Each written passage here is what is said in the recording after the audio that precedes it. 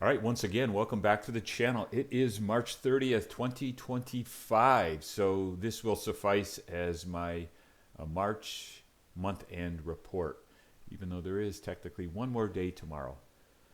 All right, so I've already changed the format. I recognized in the previous video, the February 2025 month end, I had some unrealized trades out there, and these things are meant for my Patreon members only, and I don't like to divulge even the smallest amount of information until you're on the inside.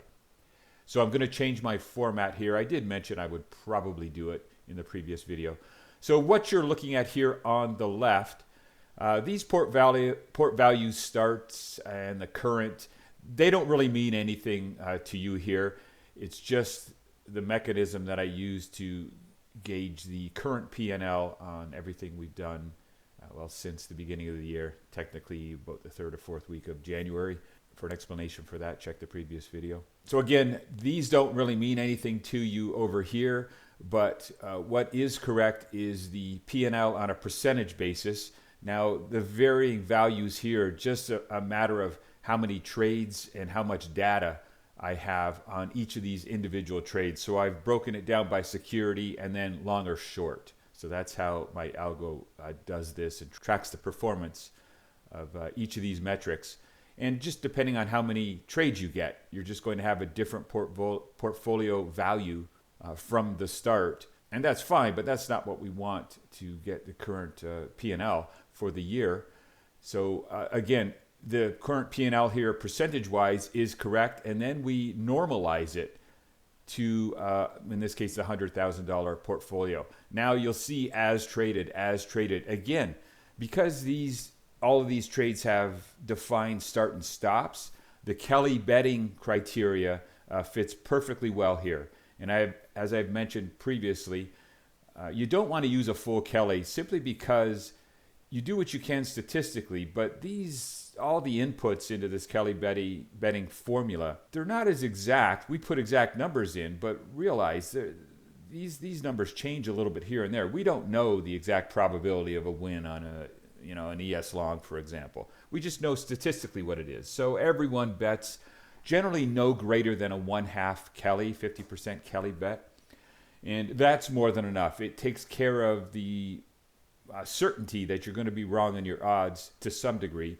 And also, you got to lessen that volatility because everyone thinks they can handle the volatility of a full Kelly or even a 3/4 Kelly, and then Mike Tyson shows up and punches you in the freaking face. You won't. And that's what I have to deal with, with Patreon members all the time. Most people walk in and are as skittish as hell, or they claim they're not, but then as soon as things get ugly, because remember, you're not going to stop using an algo when everything is working fine. You're going to stop using an algo when it's punching you in the face. You just have lost all confidence in it. And, maybe you should, maybe you shouldn't. But anything I'm putting out here, if there's a weak area, you're going to well know about it because I know the weak areas of the algos. Now, I have to say, this current set of algos that you're looking at right here, damn guys, there's not a weak area that I can find. They just don't operate like that. But, that being said, they are still going to give you drawdown. And that's when you're going to quit. All right. And that's just detrimental to your financial health. But it is what it is. I can't change, the human condition. I'm not your therapist. Good luck with that. But I just know what's going to happen. So I try to keep people off the ledge as much as I can. So we scale these Kelly bets back. Now, these algorithms here are running anywhere between 1/3 and 1/2 Kelly. Now, as traded, because we're trading potentially all of these, you're not long and short the ES at the same time, of course, but we're trading a whole pile of different securities, and you just literally financially couldn't trade them all at the 1/3 and 1/2 Kelly. So we cut them in half again. And so I remind myself every time I'm doing calculations, what we're doing real life is the as traded. And I'm more than well aware that these ones are the 30 and 55% Kelly. So this is as traded. And I've got a nice little graphic here for you. So this is not just March. This is the summary from the beginning when we started running the entirety of the algo. And this graphic form tells you everything you need to know. The big loss on the algorithm so far was the one ES long. We took an ES short, which was a smaller gain. You can see here the clear winner is gold long, and followed up, not all that further behind, by a Bitcoin short. I had mentioned I just cannot stand Bitcoin, and I told everyone, listen, trade it or not, but if you're going to trade it, trade them all, because it is scrappy and it's ugly. And that Bitcoin short profit was nice, but it was a little rough just because of how volatile it is. But for better or worse, we got it in there. So year to date is just over plus 6% as traded by the algorithm. And I believe that's it. Short and sweet, not much else to say. If you want the details, you're going to have to join our quant trading system over on Patreon. I'll have the link down in the description. And come on over and you'll get on the inside. And as you can see, we're doing pretty well. The market is down, depending on what you're looking at, between 9 and 12%, S&P, NASDAQ, that type of thing.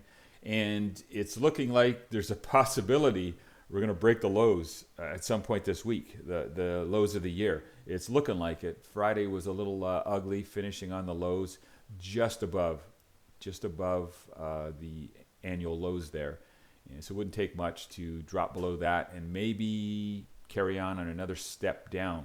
And it certainly looks like that could happen. The one-man wrecking ball that is the unmentionable clown from the United States, I don't know how you guys are dealing with it. One freaking guy, albeit supported at least at one point during the voting lever pulling moment, 50% of what I could only consider as outright dumbasses in America.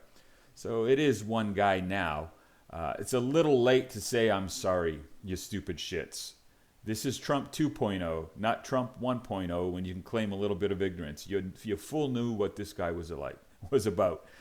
And I don't know how you're dealing with it. I'm not sure how many more years I got left in me, but I suspect this is a generation of lost respect and any type of favoritism around the world. This stain is going to last, I suspect, my entire life. This is not something that people go, oh, well, we got a new guy in and it'll be better now. Nah, there's a fundamental change. You fucked it up. Anyways, so unfuck yourself at least. Come on over to Patreon. We'll set you straight here. Things are looking and shaping up like they're going to be a really good year. See you there.